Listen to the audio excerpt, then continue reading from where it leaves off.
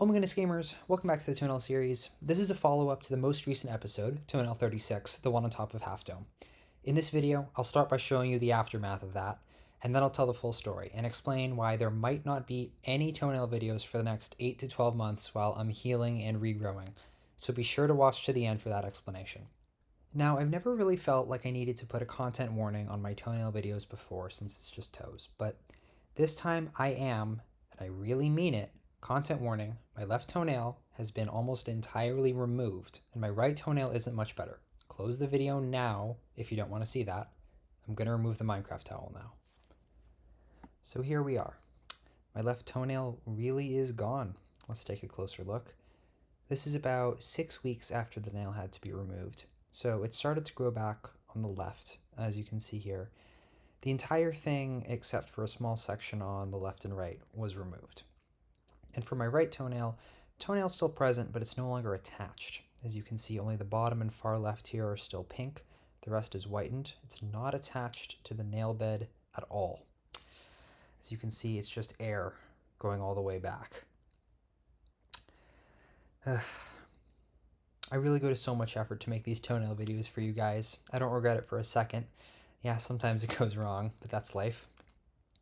Keep watching till the end, because after I explain how it happened, I still have a toenail regrowth time-lapse for you, and footage from soon after the removal, including bandage dressing changing. Alright, now I'm going to go over how this happened. Climbing Half Dome has been on my bucket list for a while. In order to get to the top, you have to do a massive hike up from Yosemite Valley.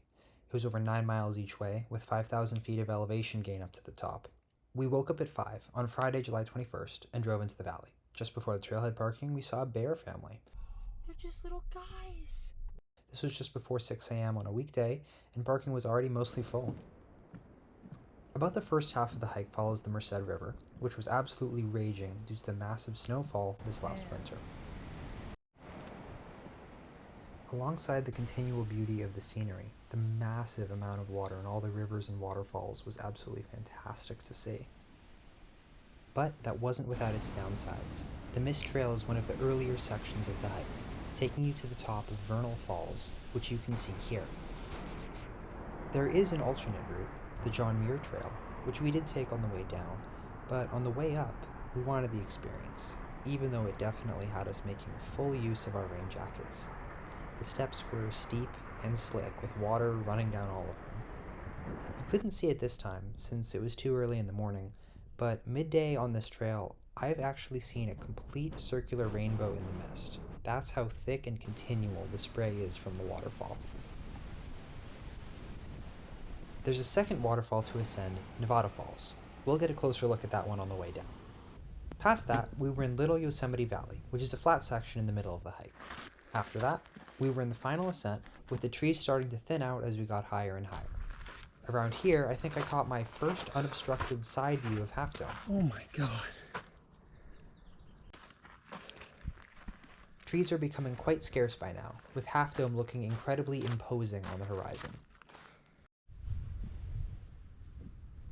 At this point, we've transitioned from hiking on dirt to hiking on granite, which marks the beginning of what's called the subdome. That might look steep, but it's got nothing on the final part of the hike, the legendary Half Dome cables. As we were approaching, we heard a kid maybe 8 years old on his way down who was in quite a bit of distress. He had lost a shoe, and I saw it tumble all the way down the side. Once he made it down, we all applauded. His parents had had him in a climbing harness with double carabiners. So I put my gloves on and got to climbing. This was pretty scary, I'm not gonna lie.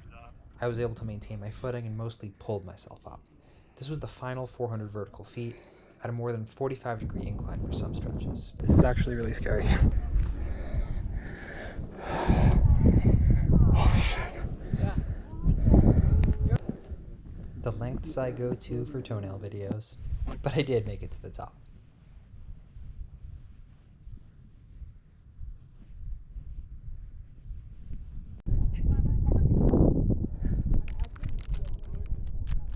Here I am on top of Half Dome. A little hungry though.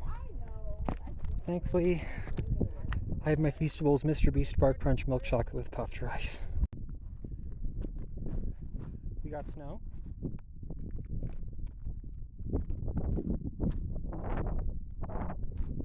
Got my skiing poles. Snowball fight? Had some lunch, played with some snow, and filmed a toenail video. I'm afraid your conspiracy theories are true, and the guy who I sat next to for the toenail video was actually acting. We hiked up together. But in the video, you can definitely tell that this was already painful to jostle my toenail at all. I knew it was a bad sign. Perhaps a bad idea to have hiked nearly 10 miles with an intentionally long toenail corner. But there's really nothing I could do about it at that point other than to remove the corner and hike back down. The whole hike up through and including the toenail video at the summit was a great experience, and we were in high spirits. We were, however, only halfway done. Descending the cables was when it started to get rough, at least for me. I don't have any footage of this, so I'm showing footage from the way up, but the way down really was very scary. My arms and legs were tired, and maintaining my grip on the cables was getting harder and harder. If the cables were only like 50 feet or something, it would have been fine, but it was over 400 feet of elevation. It just kept going. And I couldn't go faster than the people in front of me, so this descent took about 40 minutes. Back to real footage. While descending the subdome, we also ran out of water and had to tough it out until we got to this stream that we could filter water from. My feet weren't bothering me that much yet, mainly just a spot rubbing on my heel. Another crossing of the roaring Merced River, just on top of Nevada Falls, which we'd seen earlier. On the John Muir Trail on the way down, there was still an opportunity to get wet, just like on the Mist Trail. And that was the hike. My feet were really killing me afterwards, though. My toenails were getting darker in color, and after a few days I realized that especially my left big toenail, the one that I did the toenail video on, was getting worse, not better. It was rising up from the nail bed with a large blood blister underneath. It was hurting more and more, and it was hard to sleep. 6 days after the hike, I went to see a podiatrist. And let me tell you, I do not recommend this guy. Yeah, he did the medically correct thing, but in a comically scary and painful way. He took some huge scissor-like tool, dripping wet, out of some basin of probably disinfectant, and said he was going to trim it back and drain it.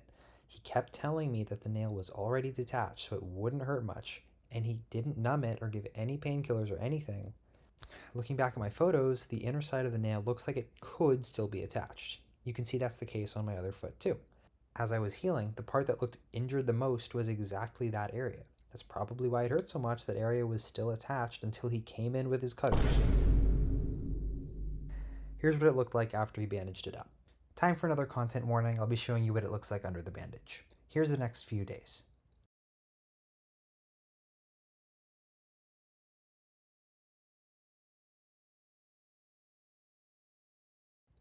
I wasn't able to wear shoes for a few weeks, so I wore these slippers with the nail bandaged like this. This wasn't enough to stop me from being a Swiftie. I actually wore this to the Eras Tour. Here's a time-lapse of the last 6 weeks. As I mentioned earlier, the bottom right of the left toenail was the most damaged. My right toenail is also going through a more natural healing process, as I wasn't willing to go back to that doctor again, although it was less damaged in the first place than the left toenail, because the left toenail was the one with the toenail video.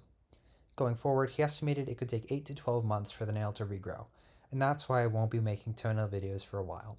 It's theoretically possible to make a toenail video on the right side, but given the complete detachment, I don't want to overly jaw slit and damage the nail bed or cause the nail to bend upwards at all. It's already detached more than enough. And that brings us up to present day. Now, as promised, here's a bandage dressing changing video from just a few days after the nail removal.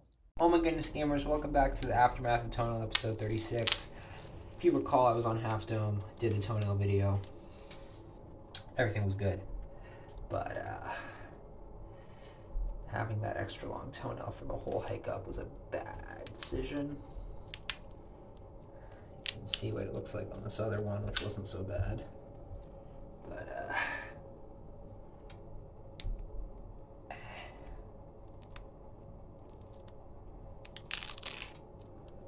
yeah, I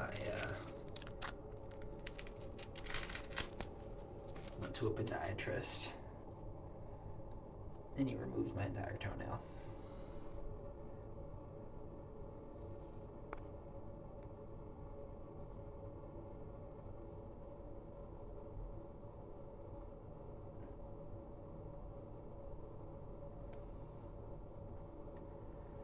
Okay, this part always hurts.